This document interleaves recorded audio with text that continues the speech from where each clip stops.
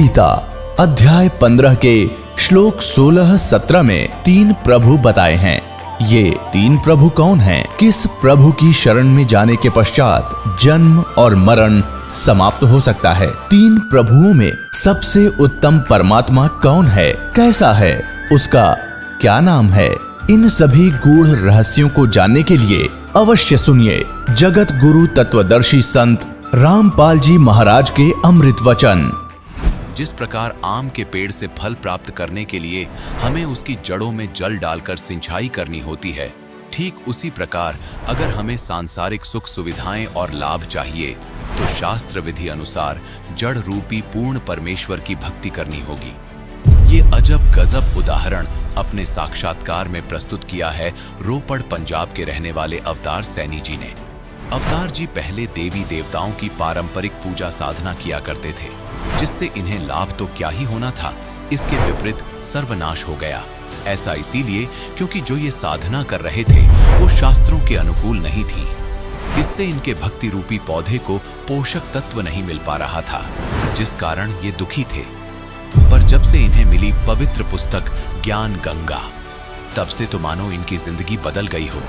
इस पुस्तक के लेखक तत्वदर्शी संत रामपाल जी महाराज जी से प्राप्त पूर्ण परमेश्वर की भक्ति करने से इनके भक्ति रूपी पौधे में यथावत सिंचाई हुई और फल स्वरूप सांसारिक सुख सुविधाएं भी मिली। संत जी की असीम कृपा से इनके साथ अद्भुत चमत्कार हुए हैं। सुनिए अवतार जी की मुंह जुबानी, उनके जीवन परिवर्तन की ये सच्ची कहानी। सर नमस्कार। नमस्कार सर। सर क्या नाम है आपका? मेरा नाम सर अवतार सैनी है, मैं डिस्ट्रिक्ट रोपड़ से आया हूँ। अवतार जी, संत रामपाल जी महाराज जी से नाम दीक्षा लेने से पहले आप क्या भक्ति साधना करते थे?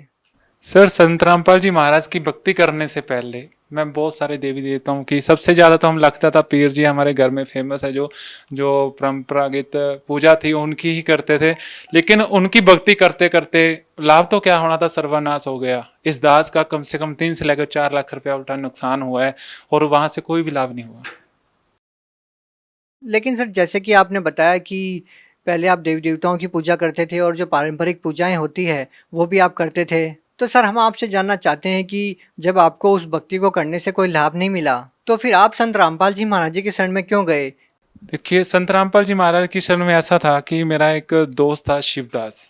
एक्चुअल में हम मार्केटिंग में इकट्ठा ही काम करते थे, लेकिन वो मेरा जूनियर था। तो उसने मेरे को बताया कि अवतार जी, क्योंकि उन दिनों में काफ़ी दुखी था, क्योंकि बिजनेस मेरा काफ़ी डाउन में चला हुआ था। तो इतना कोसता था कि परमात्मा को कि देखो मेरे साथ वाले लोग कितने आगे निकल गए, लेकिन मेरा बिजनेस इतना डाउन में क्यों चला हुआ है। तो उन दिनों में वो मिला, तो उसने बताया कि क्या आप परमात्मा के बारे में जानते हो? तो मैंने उससे बोला कि हाँ जानते सभी है, लेकिन ये है कि आप अच्छा काम करो, परमात्मा सभी की फिल्म बनाता है। लेकिन उसने मेरे को बताया कि नहीं, परमात्मा का सह शरीर है, उसका नाम कबीर है। तो उन्होंने बोला कि यदि आप वाकई में जानना चाहते तो ये बुक है ज्ञान गंगा, तो इसको आप पढ़िए। यदि आप इनकी भक्ति करोगे तो संत रामपाल जी महाराज है जो इनकी भक्ति बताते हैं परमात्मा की, वो भक्ति करने के बाद आपको बहुत बढ़िया लाभ होंगे। तो मेरे मन में भी आया कि मैं बहुत सारे पीरों फकीरों के पास घूम चुका हूँ, लेकिन यहाँ से तो कोई राहत नहीं मिल रही। चलो एक ट्राई और करके देखते हैं, ये भी करके देख लेते हैं। सर आपने बताया कि आपको एक बुक मिली, सर उस बुक का नाम क्या था? उस बुक का नाम ज्ञान गंगा था, जिसको पढ़ने के बाद मेरे को लगा कि हाँ यहाँ से कुछ बढ़िया हो सकता है, क्योंकि उसमें सही शास्त्र अनुकूल भक्ति बताई गई थी। संत रामपाल जी महाराज भी बताते हैं कि जो लोग शास्त्र विधि के अनुकूल भक्ति करते हैं उनके सभी दुखों का नाश होता है, इसलिए मैंने वो भक्ति अडॉप्ट की। सर जैसा कि आपने बताया कि आपको ज्ञान गंगा पुस्तक मिली और उसको आपने पढ़ा, सर हम आपसे जानना चाहते हैं कि ऐसा उस पुस्तक में क्या लिखा हुआ था कि उसको पढ़ के आपने संत रामपाल जी महाराज जी से नाम दीक्षा ले ली? कि सर ऐसा उस पुस्तक में क्या लिखा हुआ था जिसने आपको प्रभावित किया? देखिए उस बुक में लिखा हुआ था कि जैसे एक मान लीजिए पेड़ है, यदि आपने आम का पेड़ बोया है तो यदि आपने उसके मीठे आम खाने हैं तो आपकी उसकी जड़ों में पानी डालना पड़ेगा। इसी प्रकार शास्त्र अनुकूल भक्ति का मतलब है कि जो मूल भक्ति है वो भक्ति करना एक ऐसा, मान लीजिए जैसे एक जड़ को पानी डालना है, वो भक्ति करने के बाद हमें जो संसारिक सुविधा है वो ऑटोमेटिकली मिलती है। वो उसका जो प्रमाण है उस भक्ति का हमारे शास्त्रों में भी है, वेदों में है, गीता में है, गुरु ग्रंथ साहब में है, सभी शास्त्रों में इस भक्ति का प्रमाण है, इसलिए मैंने उस भक्ति को किया। सर हम जिस भी संत रामपाल जी महाराज जी के अनुयायी से मिलते हैं तो वो बताते हैं कि उनको संत रामपाल जी महाराज जी से नाम दीक्षा लेने के बाद लाभ मिले हैं। तो सर हम आपसे जानना चाहते हैं कि आपको संत रामपाल जी महाराज जी से नाम दीक्षा लेने के बाद क्या लाभ मिले। देखिए, संत रामपाल जी महाराज के नाम दीक्षा लेने के बाद इस दास को बहुत सारे लाभ हुए। उसमें से एक मोटा मोटे बताता हूँ। इस दास के पास ये नाम दीक्षा लेने से पहले इस दास के पास अपना कोई घर नहीं था। सतगुरु रामपाल जी महाराज की दया से इस दास का सबसे पहले 7 से लेकर 8 लाख एक घर बन गया, जो कि इस दास की बिल्कुल औकात नहीं थी, क्योंकि मैं पहले ऑलरेडी बिजनेस में डूब चुका था। 3 से लेकर 4 लाख का घाटा पड़ चुका था। तो संत रामपाल जी महाराज की दया से एक तो वो 5-6 लाख का जो घाटा पड़ा था मेरे को, उस जख्म के ऊपर मलहम लगी। उसके बाद इस दास का एक घर बना। और सबसे बड़ा लाभ परमात्मा ने दिया मेरे को कि जहाँ पे मैंने घर बनाया वहाँ पे चंडीगढ़ मनाली रोड पे मेरा घर है। और वहाँ से जो एक सड़क वालों की जो कंडीशन होती है, तो वहाँ की दूरी होनी चाहिए कम से कम 180 फुट मीटर लगवाने के लिए, तो उसकी दूरी थी 160 फुट। तो क्या हुआ कि जब जेई साइट को विजिट करने के लिए आया, मेरे को तो लगा कि नहीं लगेगा, क्योंकि वहाँ के मैंने लोकल जेई को भी वो साइट विजिट करवाई थी। तो उन्होंने यही बताया था कि जो लो कहता है वो 180 फीट की दूरी पर जो इलेक्ट्रिक मीटर है वो लगेगा, लेकिन उसकी दूरी थी 160 फुट। लेकिन जब ही जैसे दोबारा जेई आया उस खेत में, उसकी जो लंबाई नापी उसने, तो मैंने परमात्मा का सिमरन शुरू किया। वो सिमरन करते करते वो जो 160 फुट थी वो बढ़ के परमात्मा की दया से 178 फुट होगी। तो क्या हुआ, उस जेई के मन में परमात्मा ने क्या ऐसी प्रेरणा दी, परमात्मा की ऐसी दया हुई, तो उसने बोला कि बेटा तू भी क्या याद रखेगा, मैं रिटायर होने वाला हूँ, जाते जाते तेरा ये काम कर देता हूँ। यानी कि उसने 178 2 फुट अपने ओर से दे दिए और 180 फुट करके उसने वो फाइल जो मीटर की वो सेक्शन कर दी। परमात्मा ने ये सबसे बड़ा मेरे को लाभ दिया। सर और क्या लाभ मिले आपको संत रामपाल जी महाराज जी से नाम दीक्षा लेने के बाद। और बहुत सारे लाभ हुए। जैसे मेरी कमर में दर्द रहता था, कई डॉक्टरों के पास गया, जो कहते हैं कि डिस्क प्रॉब्लम है, कोई कहता है मन क्या दब गया है, आप भाग नहीं सकते, भारी काम नहीं कर सकते। लेकिन नाम दीक्षा लेने के बाद मैं नॉर्मल काम करता हूँ, सारे काम करता हूँ। उसके पहले जो इस दीक्षा लेने से पहले मेरे ऊपर भूतों का भी साया रहता था। रात को इतना दबाव पड़ता था, ऐसा लगता था कि किसी चीज़ ने मेरा गला दबा दिया। लेकिन संत रामपाल जी महाराज के नाम दीक्षा लेने के बाद वो चीज़ें आज तक मेरे को नहीं मिली। और कोई लाभ सर?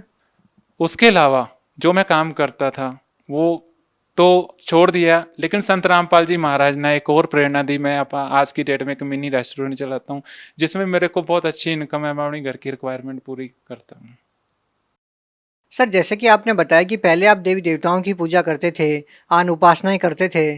सर हमने सुना है कि जो भी संत रामपाल जी महाराज जी से नाम दीक्षा लेता है और वो देवी देवताओं की भक्ति छोड़ देता है, संत रामपाल जी महाराज जी के बारे में भी ये कहा जाता है कि देवी देवताओं की भक्ति छुड़वाते हैं। सर क्या कहना चाहेंगे, क्या कारण है? नहीं, ऐसा कुछ नहीं है, ये लोगों की गलत धारणाएं है। संत रामपाल जी महाराज उनकी भक्ति छुड़वाते नहीं है, उल्टा उनको एक शास्त्र के अनुकूल भक्ति बताते हैं। जो शिव जी है, कई लोग ये कहते हैं कि मेरा दोस्त ये कहता है कि यार तूने शिव जी की भक्ति छोड़ दी, ब्रह्मा की छोड़ दी। हमारे संत रामपाल जी महाराज उनकी भक्ति छुड़वाते नहीं है, उल्टा सही तरीके से कैसे करनी है, कैसे वो लाभ देते हैं वैसे करवाते हैं। जैसे मान लीजिए एग्जाम्पल फॉर संत रामपाल जी महाराज भी बहुत बार उदाहरण देते हैं कि ये भक्ति कैसे काम करती है। ये हमारे एक बॉडी का पार्ट है, हम हमारे से दूर नहीं है, इनके अलावा भी हमें सुविधा नहीं मिल सकती। लेकिन संत रामपाल जी महाराज कहते हैं कि इनकी भक्ति, इनके मंत्र ऐसे काम करते हैं। जैसे मान लीजिए आप के घर में आपने वायरिंग कर रखी है, फैन लमका हुआ है, लाइट लगा हुआ है, लेकिन घर में मीटर की सप्लाई नहीं है, लेकिन आपको उसको जलाना है, वो कैसे जलेगा? एक समझदार बंदा क्या करेगा कि बिजली वालों के ऑफिस जाएगा, वहां पे अपना लोड अप्लाई करेगा, फाइल अप्लाई करेगा, मीटर अप्लाई करेगा। तो वहां पे क्या होगा, जब बिजली वाले जो डिपार्टमेंट के ऑफिसर है वो आपके घर में आके मीटर लगा देंगे, उसके बाद सप्लाई चालू कर देंगे, उसके बाद स्विच ऑन करने के बाद पक्का अपने आप ऑटोमेटिकली घूमने के लिए मजबूर होता है। उसी तरह संत रामपाल जी महाराज भी ऐसी भक्ति देते हैं कि जब वो भक्ति आप करते हो तो वैसे ही लाभ देती है जैसे बिजली लाभ देती है। सर आप भगत समाज को क्या संदेश देना चाहते हैं? देखिए, भक्त समाज को मैं संदेश तो क्या देना चाहता हूँ, लेकिन एक रिक्वेस्ट, एक बेनती करना चाहता हूँ कि यदि आप मोक्ष चाहते हो तो संत रामपाल जी महाराज के शरण में आइए और अपना कल्याण करिए। सर जो लोग उनसे नाम दीक्षा लेना चाहते हैं वो उनसे नाम दीक्षा कैसे प्राप्त कर सकते हैं? देखिए, टीवी पे एक नीचे येलो पट्टी फ्लैश हो रही है, उसके ऊपर कॉन्टैक्ट दिए गए हैं। आप कौन से एरिया से बिलोंग करते हैं, आप उन नंबर के ऊपर कॉन्टैक्ट करके अपने एरिया का जो नज़दीक नाम दीक्षा सेंटर है वहाँ पे कॉन्टैक्ट करके आप नाम दीक्षा ले सकते हैं। जी बहुत बहुत धन्यवाद। Thank you. अब जगत गुरु तत्वदर्शी संत रामपाल जी महाराज जी के सत्संग के माध्यम से उस अद्वितीय आध्यात्मिक ज्ञान के बारे में जानते हैं जिसके माध्यम से आप भी प्राप्त कर सकते हैं ऐसे आध्यात्मिक मानसिक और भौतिक सुख जो अभी तक आपने सिर्फ मीराबाई, ध्रुव, प्रहलाद जैसे कुछ ही भक्तों की जीवन कथा में सुने होंगे, अब सुनिए तत्वदर्शी संत के संग शास्त्र अनुकूल भक्ति सत्संग, ऐसा अद्वितीय आध्यात्मिक ज्ञान जिसका है सर्वधर्मों के पवित्र शास्त्रों में प्रमाण। सतलोक से चलकर वहां गरीबदास जी को मिले खेतों में, गांव छुरानी जिला झज्जर के जंगल में। और उस समय गरीबदास जी ने ये वाणी बोली, मालिक का पूरा ज्ञान समझ गया, उनके आशीर्वाद से दिव्य दृष्टि खुल गई। उस समय क्या कहा कि दूध न पीवे न अन्न भखे। उस समय भी यही लीला की थी, परमात्मा आए थे तो कुंवारी गाय का दूध पिया था जब गरीबदास जी को मिले थे। ऐसी ही लीला करता हुआ भगवान जब यहाँ आता, अतिथि रूप में रुकता है, आता है, ये लीला करता है। यही वेद बताते हैं, ऋग्वेद मंडल नंबर 9 सूक्त नंबर 1 मंत्र 9 में यही प्रमाण किया है। आगे बताते हैं, दूध न पीवे न अन्न भखे, न पलने झूलंत, अधर अमान ध्यान में वो कमल कला फूलंत। गरीब कोई कहे छल ईश्वर नहीं, कोई किन्नर कहलाए, कोई कहे गण ईसे का जो जो मात्र साई। अब जितने भी नाम धरे उस बालक के, कोई नो कहे तो भूत से, कोई कहे प्रेत से, कोई कहे ब्रह्मा से, कोई विष्णु है, तो अमाई दुख पावे। और उन बच्चे न लकोवे, तुम नजर लाओगे मेरे बालक के। और क्यों नाम धरो हो न्यारे न्यारे। खलक मुल्क देखण गया वहाँ राजा प्रजारीत, जम्बू दीप जिहान में वो उतरे शब्द अतीत। ये जम्बू द्वीप है भारतवर्ष, कहते यहाँ पर परमात्मा अवतरित हुए। सकल कुरान फिर क्या हुआ, दुनी कहे यू देव है, देव कहते हैं ईसे, ईस कहे ये पार ब्रह्म है, पूर्ण विश्व 20।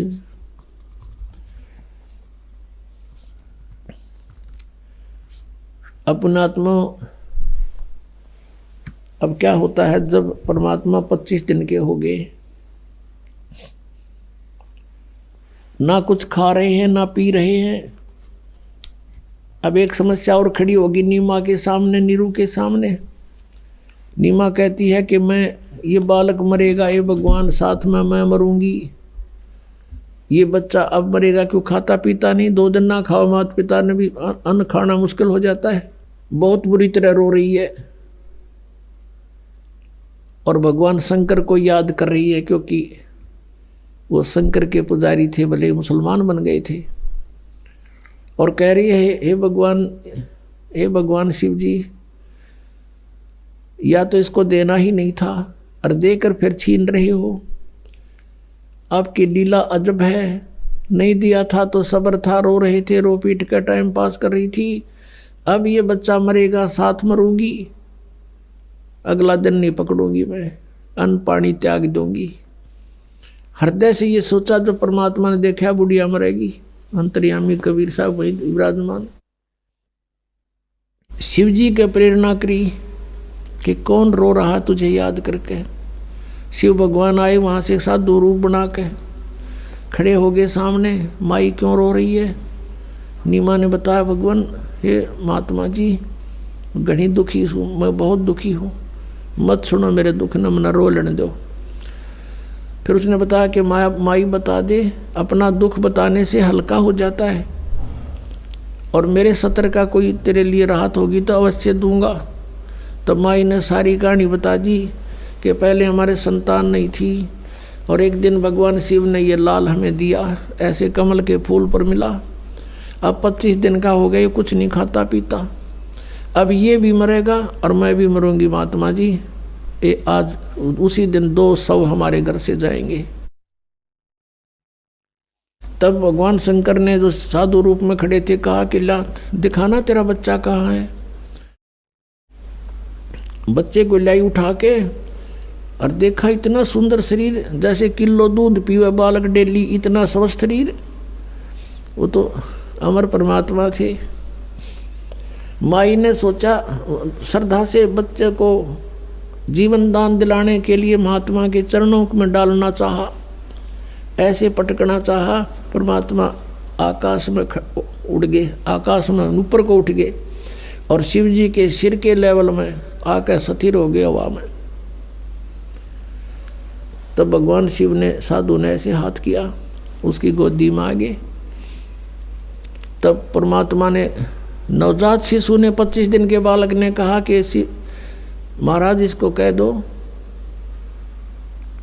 शिव जी कह दे इसको एक कुंवारी गाय ले आएंगे, उस पर अपना हाथ आशीर्वाद से हाथ ला देना, वो दूध देवेगी।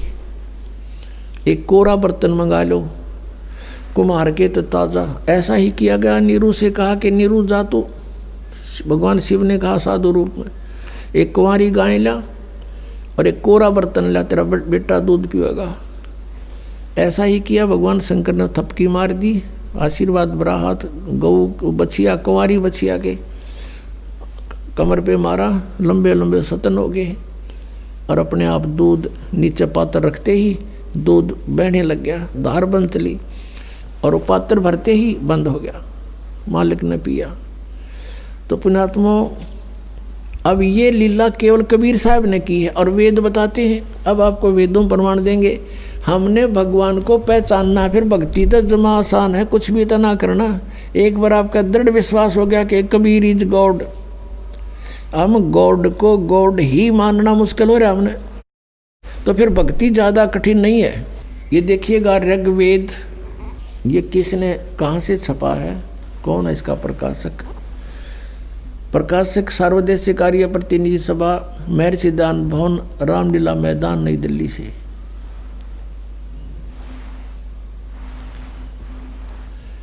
ये इसके मुद्रक हैं, Prince offset printers, 1510 Pataudi house, Daryaganj, नई दिल्ली से।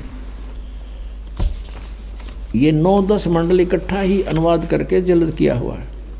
ऋग्वेद मंडल 9 और सूक्त 1 का प्रथम मंत्र में देखो, इसमें वेद के मूल पाठ में ऐसा ही है। और इन्होंने कहा कि ये सोम स्वभाव परमात्मन, यानी परमात्मा की महिमा चल रही है। इनकी गड़बड़ी जो थी, इन्होंने गलती की अनुवादकर्ताओं ने कि भगवान निराकार है, इसलिए कहीं अर्थों के अनर्थ करना चाहा। उसको सिद्ध करने के लिए यहाँ से दिखा रहा है दास। अब 2 नंबर मंत्र में, हे परमात्मन आप, भगवान की महिमा चल रही है। और फिर तीसरे मंत्र में, हे परमात्मन आप। फिर चौथे मंत्र में, हे परमात्मन आप। और फिर 5वें मंत्र में, हे परमात्मन तुमको। और फिर 6ठे मंत्र में, हे परमात्मन। अब 7वां में याद आ गई इनके, दानन तो निराकार बताया करता, आगे तन लिखा है इसका, उसमें लिख दिया उस पुरुष को, या ना लिखना उस परमात्मा को।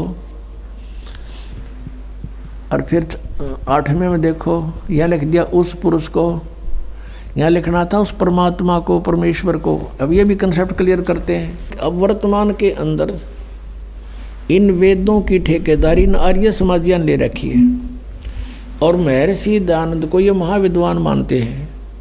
अब वेदों का अनुवाद इन्होंने कर रखा है। अगर दास करे तो ये न्यू कहते हैं कि रामपाल ने संस्कृत ना आती, ये सारी झूठ बोलता है, ये तो महर्षि तो विद्वान था, ये आचार्य विद्वान है, वो संस्कृत जानते थे, उनका अनुवाद सही है।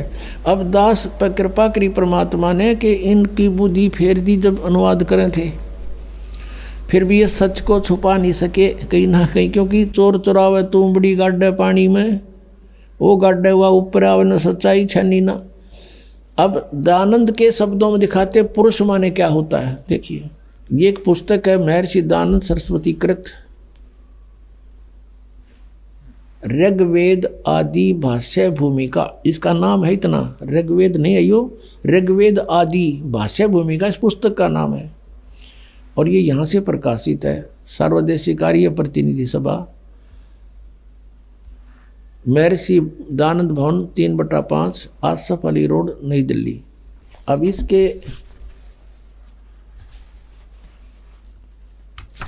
125 पृष्ठ पर आपको दिखाते हैं। ये 125 पृष्ठ यह सृष्टि विद्या विषय संक्षेप। अच्छा, इसमें यहाँ ये कोई अनुवाद करना चाहा इसने, भाषार्थ कर रहे हैं कि पुरुष माने यत पुरुष, ये संस्कृत है। पुरुष उसको कहते हैं कि जो सर्वशक्तिमान ईश्वर कहता है। अंडरस्टूड हो गया? पुरुष माने परमेश्वर, सर्वशक्तिमान प्रभु, पुरुष उसको कहते हैं इसके ही शब्दों में। अब हम फिर आते हैं ऋग्वेद के उसी मंडल में, ऋग्वेद मंडल नंबर 9, सूक्त नंबर 1, मंत्र नंबर अब 8 और 9 में। यहाँ इन्होंने पुरुष लिख दिया, तो पुरुष का अर्थ परमेश्वर ही होता है। देखिएगा, ये ऋग्वेद हम फिर पढ़ रहे हैं, वही जो अभी आपको दिखा था थोड़ी देर पहले, ये वही मंडल है। ऋग्वेद मंडल नंबर 9 और सूक्त नंबर 1। अब मंत्र नंबर 6 तक तो इन्हें लिख दिया परमात्मा, और आगे इन न सोचिए तो बात बिगड़े, पहले शुरू कर दिया उस पुरुष को, उस परमेश्वर को ये करना था। यहाँ देखो 8वें में, उस पुरुष को उग्र गतियाँ प्रेरणा करती हैं और भासमान शरीर को यानी बहुत सुंदर तेजोमय शरीर को वह पुरुष यानी वह परमात्मा, जैसा दान दापे बता रहा, पुरुष माने परमेश्वर, वह परमात्मा प्राप्त होता है। तो निराकार कहाँ रहा भगवान? ये निराकार कहा करते, यहाँ देखिएगा। और फिर ये भी निर्णय दिया है इसमें, शरीर धारण करता है और जिसमें 3 प्रकार से दूसरों का वारण करने वाला मधुमेह शरीर मिलता है। अब यहाँ देखिए 9वां ऋग्वेद मंडल नंबर 9 सूक्त नंबर 1 मंत्र नंबर 9 में, ये मूल पाठ में शिशु नाम है, शिशुम यानी शिशु, बालक रूप। अभी इमम अदन्या, यहाँ से पढ़ते हैं उस सोम स्वभाव वाले श्रद्धालु पुरुष को, सोम माने पुरुष माने परमात्मा को, उस अमर पुरुष को, शिशुम जो शिशु रूप धारण करके प्रकट होता है। अभी अदन्या माने बिना दनाई, यानी कभी ब्याई ना हो, यानी उसने टच भी ना करी हो सांड ने बैल ने। तो यहाँ कहते हैं अभी अधन्या यानी पूर्ण रूप से बिना धनाई, अभी माने सब प्रकार से, पूर्ण रूपेण, अधन्या माने यानी कंवारी। अभी अधन्या का अर्थ समझो कंवारी, देनव माने गौवें, कंवारी गौयों से उसकी तृप्ति करती हैं। भावार्थ है कि परमात्मा जब शिशु रूप धारण करके प्रकट होता है, उसके पालन की लीला, परिवर्ष की लीला कंवारी गौओं से होती है। अंडरस्टूड? इतना ही काफ़ी है। अपनात्माओं, ये तो वेदों में लिखा है, वेद तो बहुत पुरातन ग्रंथ माने जाते हैं, और परमात्मा ने ये लीला 600 वर्ष पहले की, और प्रत्येक युग में ऐसे ही करते हुए, इसलिए उनको नारायण कहते हैं कि नार माने जल, आयन माने वहाँ विराजमान होने वाला, और भगवान सारे अन्न पानी में रहेगा। कोई नो का वो तो नारायण है जल में रहता नहीं, वो यहाँ जब आता है एक सरोवर में कमल के फूल के ऊपर, उस जल के ऊपर विराजमान होता है, इसलिए वो नारायण, ये है वो नारायण कबीर साहब। अब ये 600 वर्ष पहले जो लीला हुई थी और लिपिबद्ध की थी धर्मदास साहब जी ने, वो कबीर सागर नाम है उसका, मालिक की लीलाओं का, उनकी वार्ता का। अब कबीर सागर में प्रमाणित करते हैं कि ये लीला भगवान ने खुद देखी थी आके। इन सभी सदग्रंथों से हमने भगवान परमात्मा को पहचानना है, और फिर भक्ति करेंगे डट के, फिर निसंशय होकर के भक्ति किया करेंगे। ये थोड़े से दिन की बात है, पूरे विश्व में ये बात आप पर सेट हो जाएगी कि सचमुच परमात्मा एक ही है, हम एक पिता की संतान हैं, पूरी पृथ्वी पर हम एक ही प्राणी हैं, एक ही पिता की संतान है, और मोक्ष सभी को चाहिए, यहाँ से छुटकारा सबको चाहिए। तो सबको यही साधना करनी पड़ेगी, और कोई विश्व में विकल्प नहीं रहेगा, क्योंकि ज्ञान से जानकारी होती है हमारे को। अब ज्ञान ऐसा निर्मल हो गया, इसमें संशय नहीं रहा कि हु इज गॉड, कौन है वो परमात्मा। Kabir is God. ये देखो, ये कबीर सागर है, खेमरा श्री कृष्ण दास प्रकाशन बम्बई से। ये कबीर पंथी का ही, कबीर सागर ज्ञान सागर प्रथम खंड, कबीर पंथी भारत पथिक स्वामी युगलानंद बिहारी द्वारा पुरस्कृत, इसके द्वारा संशोधित। मुद्रक एवं प्रकाशक हैं खेमरा श्री कृष्ण दास, अध्यक्ष श्री वेंकटेश्वर प्रेस, खेमरा श्री कृष्ण दास मार्ग बम्बई। अब इसके इसी ज्ञान सागर में, ये ज्ञान सागर है और पृष्ठ नंबर 74 पे है, ये पृष्ठ है इनका 74 पे। अब यहाँ लिखा है, सुन जुल्हा मन भयो आनंदा, जिमी चकोर पायो निशी चंदा, ले सुत चले हर्ष मन कीन्या, तासो पुन अस बोल ही दीन्या।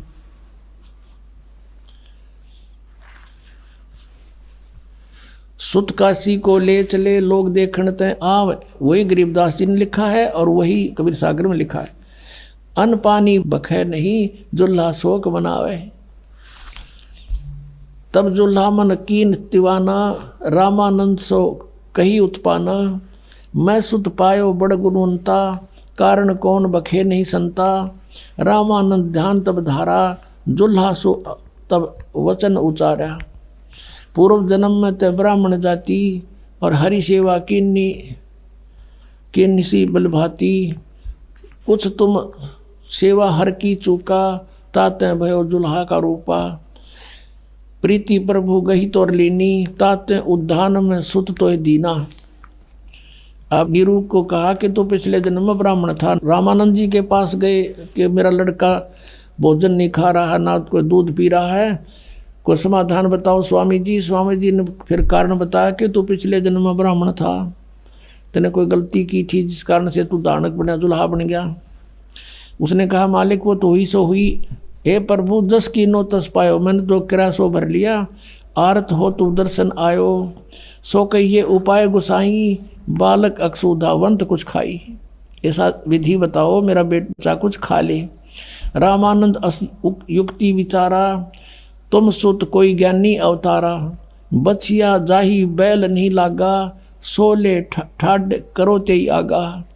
रामानंद जी बता रहे हैं कि तेरा पुत्र कोई आम व्यक्ति नहीं है, ये पिछले जन्म का कोई अच्छा विद्वान पुरुष है, इसलिए इसने पिछली अपनी जानकारी है। और बछिया जाही बैल नहीं लागा, यानी कंवारी गाय जिसने बैल ने कभी टच भी नहीं किया है, और सो ले ठाड करते ही आगा, उसके सामने ले आओ। दूध चले ते ही थनते, दूध धरो छिपाई, अक्षुधावंत जब होवे ताके दे खवाई। जुल्हा एक बछिया ले आवा, और चलो दूत कोई मरम न पावा, चलो दूत जुल्हा हरसाना, राग छिपाई काहू नहीं जाना। अब यहाँ जो दूत शब्द है ना, ये कबीर पंथियों ने ये बहुत सा और विवरण था कि कौन आया था, कैसे आया था, शंकर भगवान आए थे। तो कबीर पंथी केवल कबीर जी को एक संत मानते रहे और शंकर जी को उसमें मिलाना नहीं चाहते थे, क्योंकि वो अलग पंथ बना बैठे। तो इस करके इन्होंने यहाँ कुछ कटिंग कर दी। अब इसकी पूर्ति आदरणीय गरीबदास साहिब जी ने की है। पुण्यात्मा, ये अध्यात्म ज्ञान है। अध्यात्म ज्ञान को आपने ढंग से समझना पड़ेगा। जैसे हम एक बच्चे को पढ़ाते हैं 12, 13 वर्ष, 16 वर्ष, और केवल एक पेट के लिए उसको पूरा फ्री भी कर देते हैं, खर्चा भी खूब लगाते हैं अपने सामर्थ्य अनुसार, और फिर भी उसको रोटी मिले ना मिले, रोजगार मिले ना मिले, कोई गारंटी नहीं। तो उसके लिए हम इतना डिवोट करें, क्योंकि हमने सिर्फ वो रोजी रोटी ये देखी आज तक। अब हमने मोक्ष के लिए इतना समय लगाना पड़ेगा, इसी तरह हमने कुर्बान होना पड़ेगा, और इसमें हानि नहीं, इसमें मोक्ष होगा ही होगा। इसके लिए हमने समय भी चाहिए, ये कथा भी सुननी चाहिए। और जैसे गुरुदेव बतावे, यानी आध्यात्मिक टीचर, आप विद्यार्थी, जैसे गुरुजी बताओ वैसे फिर करके देखें, और तभी सफलता होती है। अब आपने देखा कि परमात्मा ने यह लीला करी और कुंवारी गाय का दूध पिया। अब जैसे आपको बताया था कि शिव आज आए थे शिवपुरी थे, और उनको फिर दूध पिला। अब यही चित्रण आदरणीय गरीबदास साहिब जी ने अपनी वाणी में लिखा है। अब ये जो कबीर सागर में इन्होंने कुछ 600 वर्ष के अंदर जो कुछ त्रुटियां अपने हिसाब से इसमें एडजस्टमेंट कर दी, फिर भी सच्चाई छुपी नहीं, मालिक की दया से शेष रहेगी। तो अब उसकी पूर्ति के लिए परमात्मा ने 600 वर्ष पहले धर्मदास जी से कहा था कि धर्मदास ये 12 पंथ चलेंगे मेरे नाम ते कबीर पंथ, उनमें जो प्रथम आवेगा जैसे चूड़ामणि जी, वो तो अच्छी आत्मा होगा, आगे चल के उसके उत्तराधिकारी बस नकली हो जाएंगे सारे, काल प्रेरणा से और ही साधना शुरू कर देंगे। ऐसे ही गरीबदास साहिब जी तो परमात्मा की आत्मा थी, आदरणीय गरीबदास साहिब जी 12वें पंथ में जो आए हैं, लेकिन आगे उनके उत्तराधिकारियों को कहेगा पता नहीं, ना परमात्मा की वाणी को समझ सके और ना ही मालिक ने समझाना उचित समझा था कि ये भेद अभी खोलना नहीं है। उन तो सिर्फ बोल बोल के लिखवा दी और आज इस दास को वो सद्बुद्धि दे दी कि इन गूढ़ रहस्यों को आपको समझा दिया।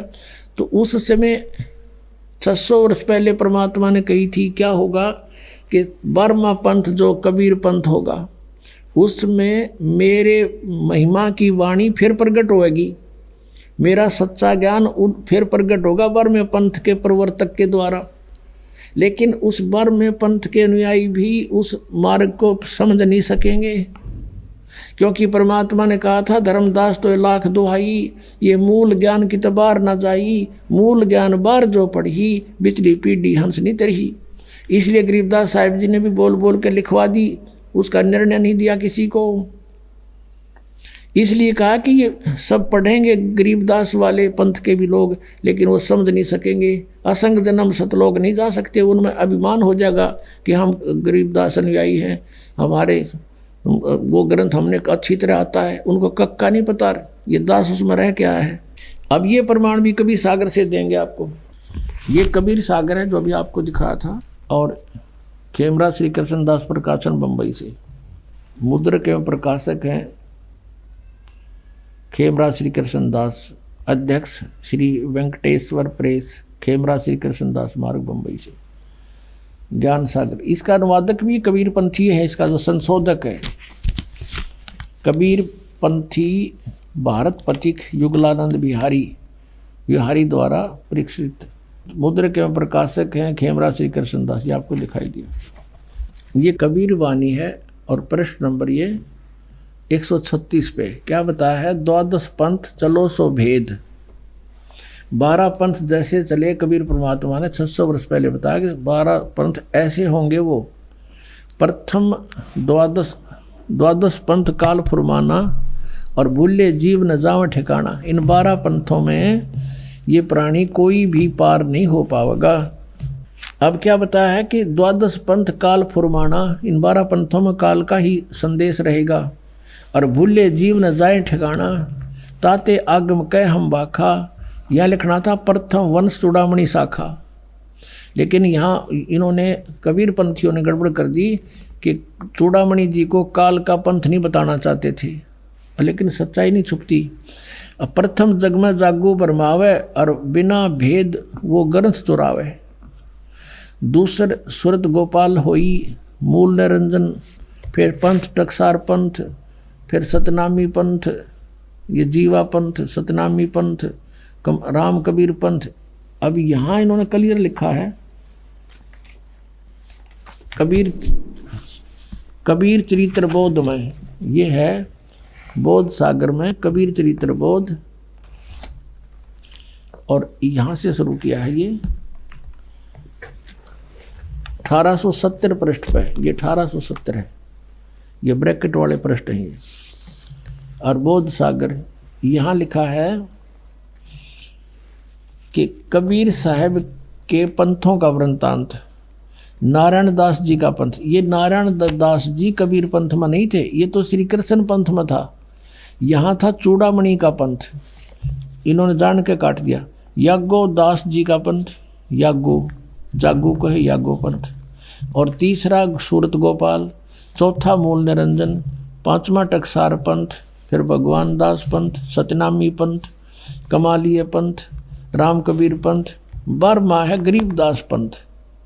ये छुड़ाने वाले जो हुए हैं गरीबदास जी, वो 12वें पंथ में। अब फिर हम यहाँ आते हैं, हम फिर आते हैं कबीर वाणी के 136 पृष्ठ पे कबीर सागर में। अब फिर देखते हैं 12 पंथ चलो शोभित। हम यहाँ तक आ जाते हैं कि प्रथम जागू का, दूसरा सुरत गोपाल, तीसरा मूल निरंजन है, ये चौथा, और 5वां टकसार पंथ। धीरे हम यहाँ आते हैं फिर जैसे सतनामी पंथ, राम कबीर पंथ, फिर ज्ञानी पंथ, और फिर 10वां 11वां वैसे परम धाम की वाणी पंथ। अब ये है 12वां।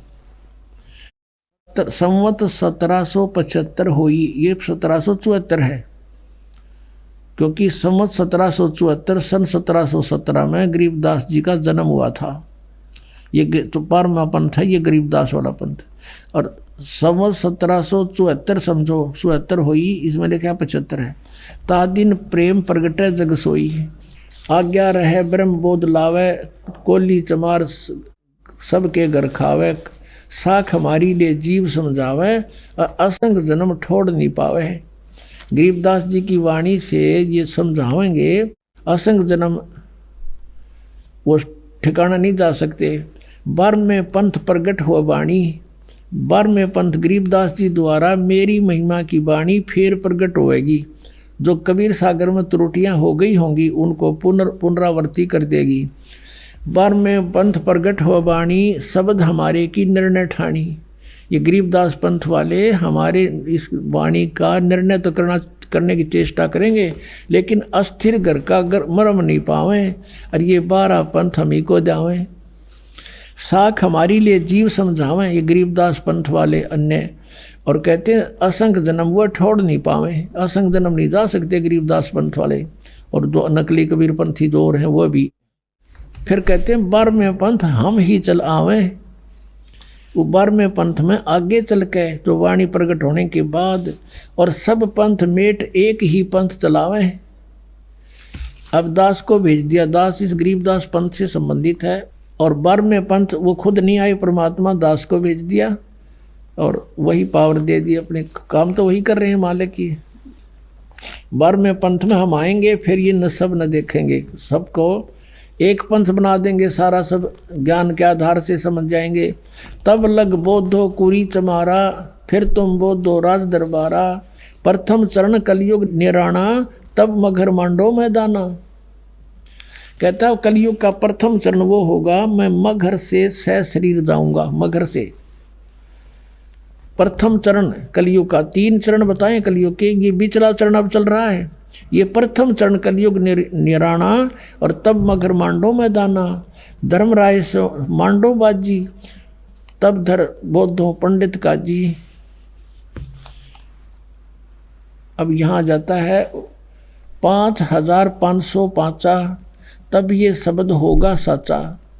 5505 जब वर्ष चले जाएंगे कलयुग के, तब ये साचा होगा।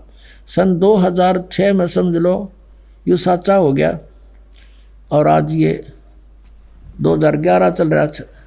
अब इसका कारण क्या था कि कलयुग के जब 5505 वर्ष लगभग बीत जाएंगे, उस समय यो मेरी आज की बोली हुई वाणी, सन 1398 से 1518 के बीच में जो वाणी बोली है परमात्मा ने वचन कहे हैं कि ये उस समय सच्ची होंगी। आज ना दुच्चा किससे कहे, आज किसी को विश्वास नहीं होगा इसका। उस समय ये सच्ची होगी ये बात जो मैं आज बोल रहा हूँ। और तब तक कहा धर्मदास तो 1,00,000 दोहाई, ये मूल ज्ञान कहीं बार न जाई। ये देखिएगा आगे इसी में, धर्मदास मोरी 1,00,000 दोहाई, 5505 तब ये शब्द होगा साचा। इस इतने समय कलियों के बीत जाएंगे तब। धर्मदास मोरी 1,00,000 दोहाई, ये मूल शब्द बाहर ना जाई, ये ना जाई, गलत प्रिंट गलत हो रहा है। पवित्र ज्ञान तुम जग में बाखो, मूल ज्ञान गोई यानी गुप्त तुम राखो। मूल ज्ञान जो बार पर ही, बिजली पीढ़ी हंस वंश नीतर ही। 33 अरब ज्ञान हम बाखा, मूल ज्ञान गुप्त ही राख्या। गोए राख्या, गोए मन गुप्त। मूल ज्ञान तुम तब लग छुपाई, जब लग 12 पंथ मिटाई। अब यहाँ दिखाते हैं आपको 134 पृष्ठ पे सारा निर्णय दे रखा परमात्मा ने कबीर वाणी 134 पृष्ठ पे। अब यहाँ बताए हैं 13 वंश, 12 तो ये थे काल के जाल में रह गए सारे। प्रथम वंश उत्तम, ये नारायण वो है चूड़ामणि जी, दूसरे ये जागू, और ये तीसरा, फिर चौथा, फिर पांचवा। अब यहाँ आ जाते हैं कि 12वें वंश 12वां गरीबदास वाला ही, 12वें वंश प्रगट हो उजियारा, यानी 12वें पंथ में मेरी महिमा की वाणी से मेरा फिर से उजियारा सा होगा, क्लियर नहीं होगी उनसे। और कहते हैं 13वें वंश मिटे सकल अंधियारा। ओए होए, 13वां वंश मेरा आवेगा दास, कहते सब अज्ञान हटाया जाएगा, उसमें सब मिटे सकल अंधियारा। और एती दगा काल समाई, और तत्बिंदु की टेक रह जाई। काल इतनी दगा करेगा फिर भी हमारे तत्व ज्ञान की टेक रह जाएगी, यानी उस समय तक इसको छुपा के रखना है। जो 13वां वंश इस दास की तरफ संकेत है, अंडरस्टूड है। 13वें वंश मिटे सकल अंधियारा, अब सब झंझट, ये सब अज्ञान हट जाएगा। नौमन सूत उलझिया, ऋषि रहे जखमारे, सतगुरु ऐसा सुलझा दे, उलझन दूजी बार। अब जो आपको प्रसंग दास सिद्ध करना चाहता था कि परमात्मा जब आता है वो ऐसी लीला करता है, और वो लीला किसने की है? कबीर परमेश्वर ने, जिसके वेद गुण गाते हैं। और परमात्मा ने कहा था वेद मेरा भेद है, पर मैं ना वेदन के माही, और जौन वेद से मैं मिलूँ, ये वेद जानते नहीं। वेद मेरी महिमा का गुणगान कर रहे हैं, और ब्रह्म की उत्पत्ति मैंने की, और ये वेद मेरी महिमा ही बढ़ा रहे हैं। आपको और थोड़ा वेद दिखाते हैं। पुण्यात्मा, हमने परमात्मा को पहचानना है। ये देखिएगा ऋग्वेद, ये ऋग्वेद है, इसको दिखाते हैं कहाँ से है। ये यहाँ से प्रकाशित है, प्रकाशक पंडिता राकेश रानी, और यहाँ से छपा प्रधान कार्यालय वेद मंदिर महात्मा वेद भिक्षु सेवाश्रम। अभी आपने सुने संत रामपाल जी महाराज के मंगल प्रवचन। आइए अब सुनते हैं संत रामपाल जी महाराज से नाम दीक्षा लेकर सतभक्ति करके अद्भुत लाभ प्राप्त करने वाले अनुयायी के विचार। दर्शकों, कहते हैं जिसको भगवान की चाह पूर्ण श्रद्धा के साथ होती है, उसको भगवान की प्राप्ति अवश्य होती है। कुछ इसी प्रकार की कहानी है हिमाचल प्रदेश के रहने वाले डॉक्टर चमन लाल जी की। ये 1957 से ही आनंदपुर साहिब के कबीर पंथी महात्मा से जुड़े थे। एक दिन कुछ अनहोनी घटना हुई।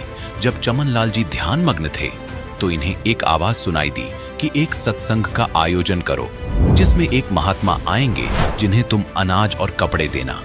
चमन जी ने ठीक ऐसा ही किया। निर्धारित समय पर वह महात्मा आए और चमन जी से बात हुई। जितने में चमन जी उन महात्मा को समझ पाते, उतने में ही महात्मा के रूप में आए परमात्मा अंतर्ध्यान हो गए। फिर एक दिन इन्हें वही परमात्मा दिखाई दिए और बताया कि आप कबीर साहिब जी की जो भक्ति करते हैं वह सही नहीं है। अगर शास्त्र अनुकूल भक्ति करनी है तो आप हरियाणा के संत रामपाल जी महाराज जी से नाम दीक्षा लो।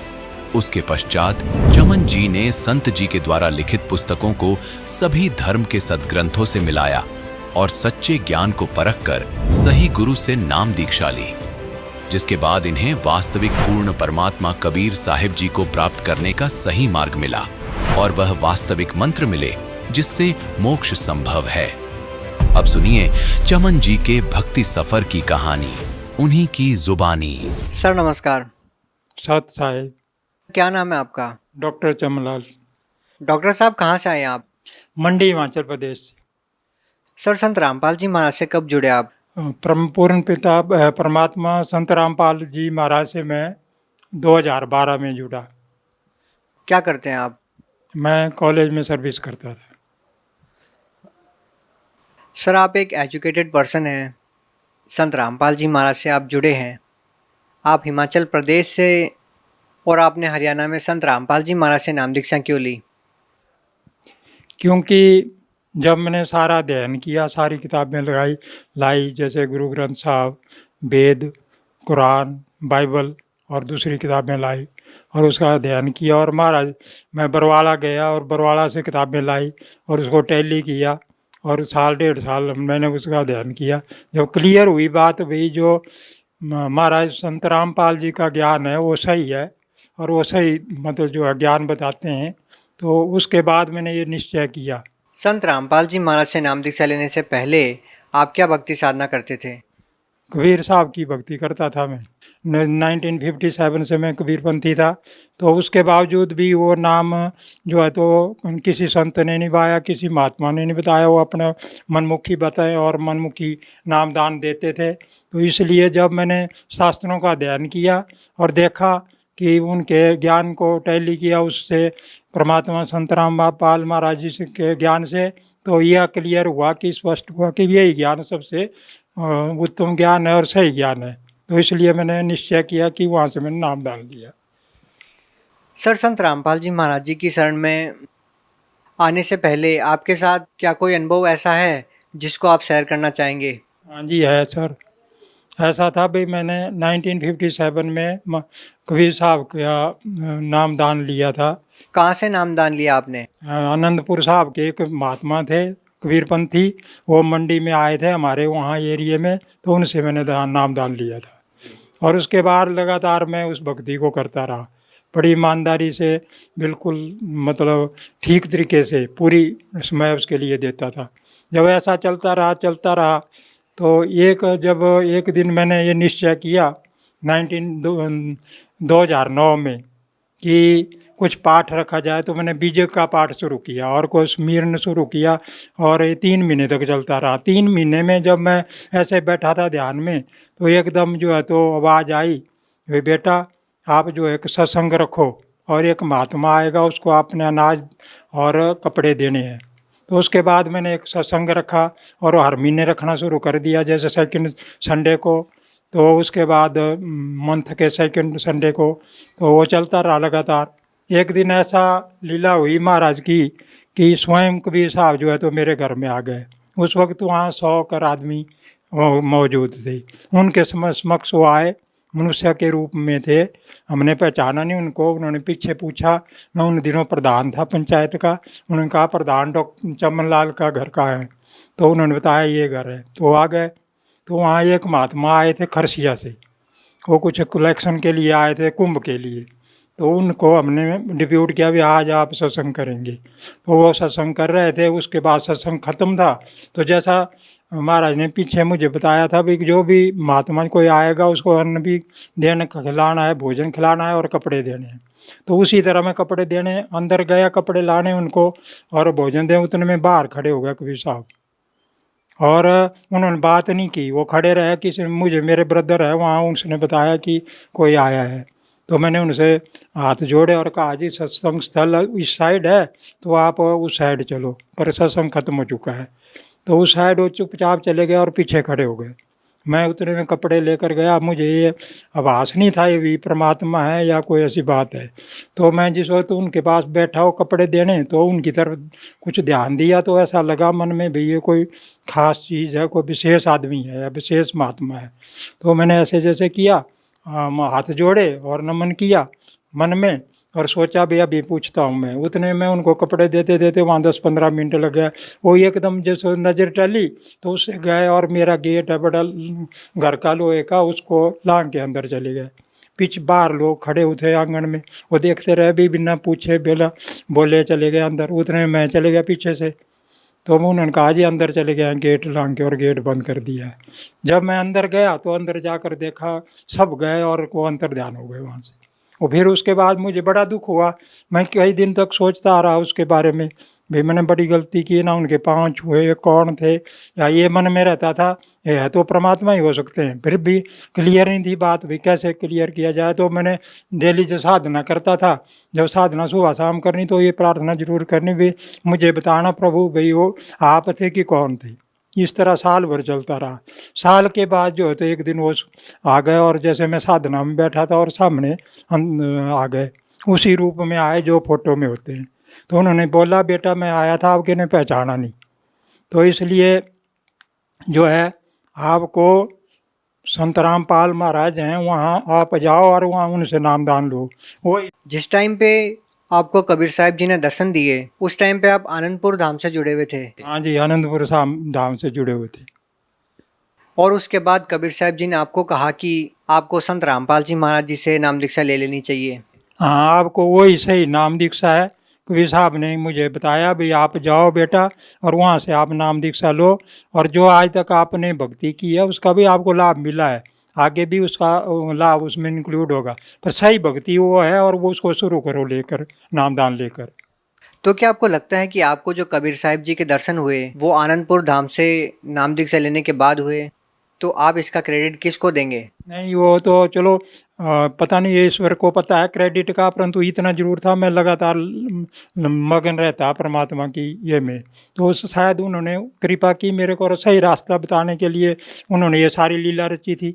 सत्संग रखा, पहले रखवाया और कहा महात्मा को दो भोजन, कई महात्मा है, कईयों को मैंने कपड़े रोटी दी, पर ये पता नहीं था भी भोजन और जो मैं कपड़े दे रहा हूँ कौन महात्मा सही है। तो वैसे वैसे वो खुद ही आ गए, फिर खुद उन्होंने भोजन किया। जब वो भी क्लियर हुआ तो फिर वो डाउट रह गया भाई क्या पता हो सकता है कौन था, या मेरे को कोई वहम है, कौन अंतर्ध्यान कैसे हुए, क्या हुआ, तो वो भी उन्होंने क्लियर कर दिया, आकर मैं ही आया था और आपने मुझे पहचाना नहीं, और उन्होंने क्लियर। फिर वो भी उसके बाद भी मैं कुछ दिनों तक अध्ययन कर रहा था। कापियाँ किताबें मैंने 25,000 रुपये की खरीद ली थी पहले, वेद 2 बार मंगवाए मैंने और उनका अध्ययन किया और उससे टैली किया। महाराज जो परमात्मा संत रामपाल जी से उनके सारे किताबें मैंने लाई थी, उनको टैली किया उससे। तो उसके बाद भी मैं ये सोचता रहा भी जब कोई साहब मेरे सामने घर में आए तो मेरी भक्ति सही है। तो जिस वक्त उन्होंने फिर दोबारा मुझे दर्शन दिया और उन्होंने बताया बेटा वो आपको वहीं जाना पड़ेगा, वही सही भक्ति है, तो आप बरवाला जाओ और जो है तो परमात्मा संत रामपाल जी से ही जो सही आपको नाम दीक्षा देंगे उसको ग्रहण करो, उस पर चलो, और आपकी जो पिछली भक्ति है उसमें इंक्लूड होगी, जो आपने कमाई की है वो भी आपकी उसमें इंक्लूड होगी, उसमें आपको कोई भी संशय करने की जरूरत नहीं है। सर, आपने संत रामपाल जी महाराज से नाम दीक्षा किस लिए ली थी? आपका मोटो क्या था? आर्थिक लाभ प्राप्त करना, मानसिक लाभ प्राप्त करना, या आप शारीरिक रूप से परेशान थे, या आप आध्यात्मिक लाभ पाना चाहते थे? आपने संत रामपाल जी महाराज जी को आखिर किस वजह से गुरु बनाया? खास वजह क्या थी?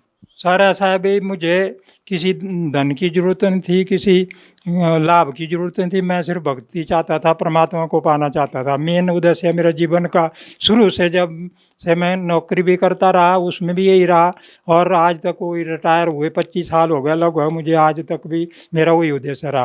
परंतु ये है भी वो उद्देश्य वो तब तक जब तक मुझे सही भक्ति और सही स्मरण नहीं मिला था, सही नामदान नहीं मिला था, तब तक वो अधूरी थी। जब मैंने वहाँ से नामदान लिया, सही नामदान लिया, तो मेरा अपना आप ही बदल गया। बेशक ये था भी मेरे को किसी प्रकार की शारीरिक बीमारी नहीं थी, शारीरिक कोई दुख तकलीफ नहीं थी, ना ही मानसिक ना ही आर्थिक, मैं खुश था और खुशहाल था। परंतु उसके बावजूद भी कई ऐसे बदलाव आ गए जीवन में जो कि मतलब बड़े सराहनीय है। जैसे मैंने कई बार इनकी लीला देखता था, ऐसे ही सोचता था। एक दिन मैं नवोदय जा रहा था, को 2 महीने पहले की बात है, ऐसे तो कई बार कई बातें हुई, वो बहुत लंबी बात है, पर मैं एक छोटी जैसी बात, वहाँ से मैं जा रहा था, देखा मैंने अपनी गाड़ी का पेट्रोल बिल्कुल ख़त्म था, और मैंने कहा चलो आगे पेट्रोल पंप आएगा, मैं ध्यान में नाम जपता जपता निकल गया वहाँ से, वो याद नहीं रही। आगे मंडी पहुँच गया, मंडी से भी जो है तो क्या ना ध्यान में ही नाम जपते जपते आगे निकल गया और पहुंच गया नवोदय। पेट्रोल था नहीं, गाड़ी चल रही है। जब वहाँ पहुंच गए तो वहाँ से मैं जब वापस आया तो वापस में भी उतना ही पेट्रोल, जब मंडी पहुंचा तो उतना ही पेट्रोल था। मैंने देखा भी डालना पेट्रोल, फिर मैंने तो वहाँ नहीं डाला, देख लिया मैंने मंडी, भाई पेट्रोल है नहीं। फिर अपने घर के पास पहुँचा तो वो तब भी पेट्रोल वही था। 4 दिन मैं उस गाड़ी को चलाता रहा, पेट्रोल उतना ही रहा। उसके बाद वो पेट्रोल डाला मैंने। तो ये एक ऐसी कई लीलाएं होती थी। महाराज की बड़ी कृपा रही हमारे पर, और आज तक जो है तो अभी तो मैंने सतनाम ही लिया है, तो उसके बावजूद भी बहुत खुश हूँ मैं उनकी कृपा से, और हर तरह से वो हमारी रक्षा करते हैं। और दूसरा एक ग्रुप खड़ा हो गया हमारे खिलाफ, बरवाला भक्तों के खिलाफ, उसके बावजूद भी हमें महसूस नहीं होता, हम बड़ी खुशी से रहते हैं, और बड़े मतलब हमें पूरी संतुष्टि है उस नामदान से, और भक्ति में भी तरक्की हो रही है। आपने सभी शास्त्रों को जांच परख लिया था, सभी वेदों को देख लिया था कि संत रामपाल जी महाराज जो बता रहे हैं वो सही है। इसके बावजूद भी आपने संत रामपाल जी महाराज जी को गुरु नहीं बनाया, ये सोच करके कि आपको जो कबीर साहब जी दर्शन दे चुके हैं तो आपकी भक्ति सही है। लेकिन आपने संत रामपाल जी महाराज से नाम तब लिया जब स्वयं कबीर साहब जी ने प्रकट होकर के आपको दर्शन दिए और आपको कहा कि संत रामपाल जी महाराज जी पूर्ण संत है। तो सर, क्या ऐसा पॉसिबल है कि कबीर साहब जी सबको प्रकट होकर दर्शन दें और कहें कि आपको संत रामपाल जी महाराज जी से नाम दीक्षा लेनी चाहिए? एक आम जनमानस संत रामपाल जी महाराज जी तक कैसे पहुंचेगा? वो तो ऐसा है जी भाई, मैंने जो परमात्मा ने दर्शन दिए होंगे ये तो पता नहीं, उनके बड़ी उपकार है मेरे पर। और काफ़ी लंबे समय से 1957 से मैं 2012 तक जो है तो वहाँ भक्ति करता रहा। और दोनों टाइम बड़े मतलब सभी प्रकार के नियम थे मेरे। कहीं किसी के घर में खाना नहीं खाता था, पानी तक नहीं पीता, अपना पानी भी ले जाता था मैं साथ, जहाँ बाहर भी जाना है अगर पानी बच जाए तो पानी नहीं पीना। 2-2 दिन ऐसे भी निकले हैं। तो परंतु उसके बावजूद भी तो उन्होंने वही कृपा मेरे पर की थी, या पिछला मेरे कोई संस्कार होने। तो जो इस पंथ में आ रहे हैं, सही भक्ति को जो हासिल कर रहे हैं वो वही लोग हैं जो बहुत पुण्यकर्मी हैं। सर, कबीर साहब जी ने आपको ही दर्शन क्यों दिए? जो कबीरपंथी हैं, लाखों करोड़ों की तादाद में उनके अनुयायी है, आखिर आपको ही कबीर साहब जी ने दर्शन क्यों दिए? क्योंकि सर भाई उन्होंने भक्ति नहीं की या उन्होंने उतनी मेहनत नहीं की। ये तो भक्ति का रास्ता। यदि उनके लाखों करोड़ों की तादाद में भगत हैं तो निश्चित ही उन्होंने मेहनत तो की ही होगी। नहीं, उन्होंने तो अपना पंथ चमकाने के लिए की, उनको ये इससे कोई मतलब नहीं था भाई भक्ति करनी है।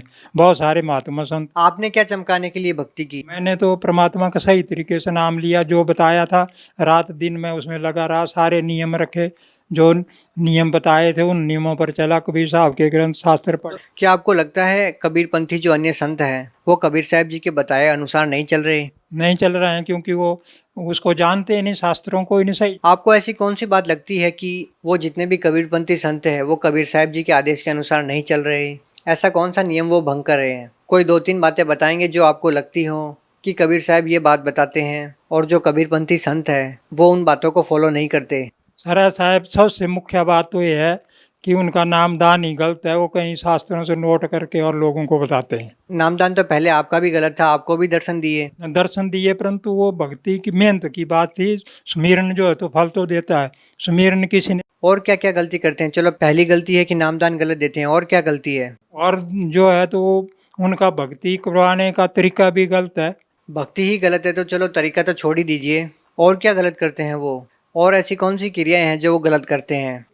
और तो सर वे संसारिक क्रियाएं, जैसे वो संसार में कर्म कांड है उसके अनुसार चलते रहते हैं, जो कि बिल्कुल गलत है। जो कि भक्ति तो मानती नहीं उस चीज़ को।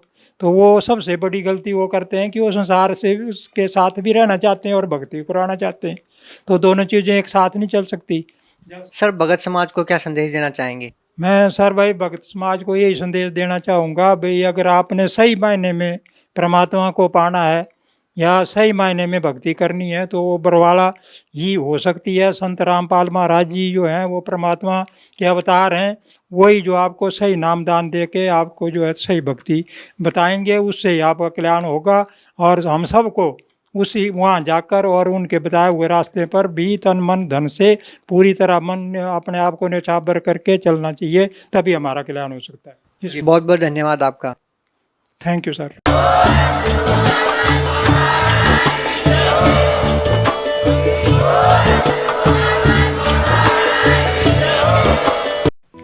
आप सुन रहे थे जगत गुरु तत्वदर्शी संत रामपाल जी महाराज के मंगल प्रवचन। अधिक जानकारी के लिए संपर्क करें।